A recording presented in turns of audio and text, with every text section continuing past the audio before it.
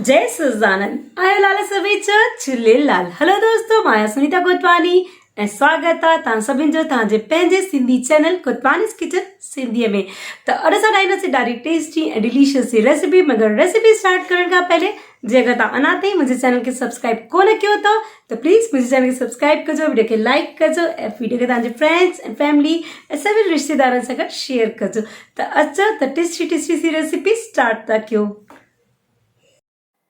त अॼु असां हिते ठाहींदासीं दीपावली स्पेशल फुलनि जी लाई, जंहिंखे हिंदीअ में मुर्रा या मुरमुरा बि चइबा आहिनि ऐं इंग्लिश में पफ्ड राइस। असां सिंधियुनि में इहा रीत हूंदी आहे कि ॾियारीअ ॾींहुं असां माता लक्ष्मीअ साम्हूं जेके हटड़ियूं रखंदा आहियूं उन हटड़ियुनि ते हिन मुर्रनि जी लाई ज़रूरु रखबी आहे। हीअ जेको हूंदो आहे असांजे ॾियारी जो माता लक्ष्मीअ ते विशेष प्रसाद जे रूप में इस्तेमालु थींदो आहे। त हीअ मुर्रनि जी लाई जेका आहे तमामु ई टेस्टी क्रिस्पी करारी ठहंदी आहे ऐं घर में झटि तयारु थी वेंदी आहे। त अचो त मुर्रनि जी लाई जी रेसिपी स्टार्ट था कयूं। त सभिनि खां पहले हिते हिकु पैन में मां 4 कटोरी मुर्रा खया आहिनि। सिंपल घर ई कोई बि कटोरी तव्हां यूज़ था करे सघो नाप लाइ। 4 कटोरी तव्हांखे हिते जेके आहिनि न इहे फुला खणणा अथव। हाणे हिननि मुर्रनि खे तव्हांखे जेको आहे न सफ़ा सिम ते 4-5 मिंट जेको आहे न सुठे सां भुनणो अथव, ताकी मुरमुरा जेके आहिनि सुठा क्रिस्पी ऐं क्रंची थी वञनि। छो जो त अगरि हे थोरा गीला हूंदा त उन जी लाई जेका आहे न गीली ठहंदी, टेस्ट सुठो न ईंदो। त सुठे सां तव्हां सिम ते भुनोसि ऐं थोरा मुरमुरा जेके आहिनि न हथ में खणी करे ॾिसो जे सुठे सां ईअं क्रश थी था वञनि, चूरो थी था वञनि, त तव्हां गैस जो फ्लेम जेको आहे न बंदि करे हिनखे लाहे वठो। ॾिसो हिन प्रकार सां ईज़िली जेको आहे न चूरो थी थो वञे।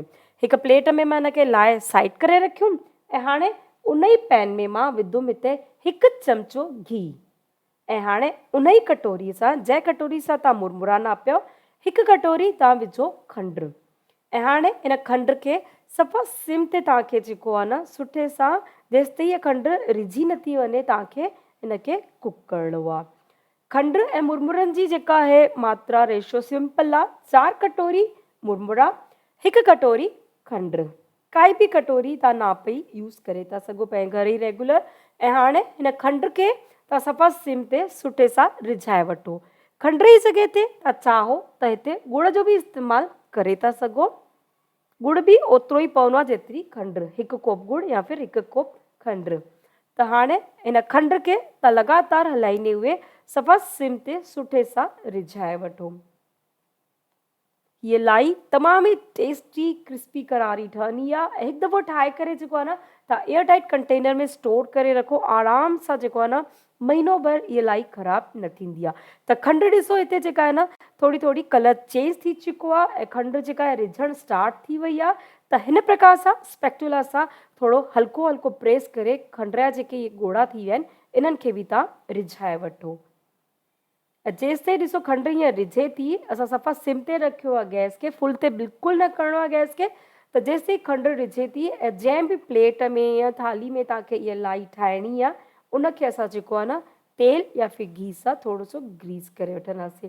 त खंडु हिते सुठे सां रिझी वई आहे ऐं साइड बाय साइड जेको आहे मां हाणे हिकिड़ी वॾी सी थाली थी खणा ऐं हिन थालीअ में ज़्यादा न थोरो सो घी विझी करे ऐं सुठे सां चारो तरफ़ तव्हां हथ सां फैलाए वठो। तव्हां चाहो त तेल जो बि इस्तेमालु करे था सघो। ऐं हाणे हिन में मां थोरा सा बारीक कटियल पिस्ता थी विझा, ऑप्शनल आहे, जस्ट डेकोरेशन पर्पस लाइ मां हिते इहे पिस्ता विधा आहिनि। ऐं खंड खे हाणे ॾिसी था अचूं त खंडु सुठे सां मेल्ट थी चुकी आहे ऐं हाणे हिन में हे भुनियल मुर्रा जेके असां पहले ई अॻु में भुनी रखियासीं उहे मिक्स कंदासीं ऐं बिल्कुलु तव्हांखे जेको आहे न तकिड़ो हथु हलाइणो आहे। स्पीड सां हिनखे न खंड जी चाशनी में मिक्स कयोसि। गैस जो फ्लेम मां बंदि करे छॾियो आहे छो जो त पैन बि सुठो गरम आहे। त गैस जो फ्लेम हाणे तव्हां बंदि कयो हिन स्टेज में ऐं सुठे सां हिनखे मिक्स करे वठो। ऐं जीअं ई सभिनि मुर्रनि में सुठे सां चाशनी जी कोटिंग अची वञे, मिक्स थी वञे, उनखां पोइ असां जंहिं थालीअ में घी लॻाए रखियो आहे उन में इहो मिक्सचर विझंदासीं। तव्हां चाहो त इन लाईअ में थोरो सो इलायची पाउडर बि विझी था सघो, पर मां हिते इलायची पाउडर स्किप थी कयां। त हाणे इहो पूरो मिक्सचर मां हिन थाली में विधुमि ऐं हिन प्रकार सां जेको स्पैक्चुला या चमचो तव्हां खणो था उन सां जेको आहे न जल्दी जल्दी गरम गरम में हिनखे सुठे सां फैलाए वठो। छो जो त इहा लाई थधी थी वेंदी आहे त पोइ हिनखे फैलाइण जेको आहे न थोरो सो मुश्किल थी वेंदो आहे, प्रॉपर पोइ शेप तव्हां न ॾेई पाईंदव। त हिते जेको आहे न तव्हांखे तकिड़ो तकिड़ो हथु हलाए करे हिनखे सुठे सां पूरे थाली में जंहिंमें बि तव्हां इहा लाई था ठाहियो हिन प्रकार सां तव्हां फैलाए वठो, सुठे सां बिल्कुलु लेवल करे वठो। ऐं उन खां पोइ जेको आहे न ज़्यादा न 5-10 मिंट हिनखे थोरो सो तव्हां थधो थियण ॾियो। जल्दी इहा लाई जेका आहे न सेट थी वेंदी आहे, हिनखे बिल्कुलु टाइम न लॻंदो आहे। ऐं ॾिसो 10 मिंटनि खां पोइ हिन प्रकार सां मां हिनखे न ॿी प्लेट में पलटियमि त तयारु आहे असांजी मुरनि जी लाई, फुलनि जी लाई, जेका असां सिंधी दीपावलीअ ते माता लक्ष्मीअ जे साम्हूं हटड़ियुनि ते ज़रूरु रखंदा आहियूं। त फ्रेंड्स कीअं लॻियो तव्हांखे मुंहिंजी अॼु जी रेसिपी ज़रूरु ॿुधाइजो। ऐं जे अगरि तव्हां मुंहिंजे चैनल ते पहिरियों दफ़ो आया आहियो त प्लीज़ मुंहिंजे चैनल खे सब्सक्राइब ज़रूरु कजो, वीडियो खे लाइक कजो ऐं पंहिंजे फ्रेंड्स एंड फैमिली सां गॾु शेयर कजो। त जल्दी मिलूं था हिकु नई रेसिपी सां, तेसिताईं जय सच्चिदानंद, जय झूलेलाल।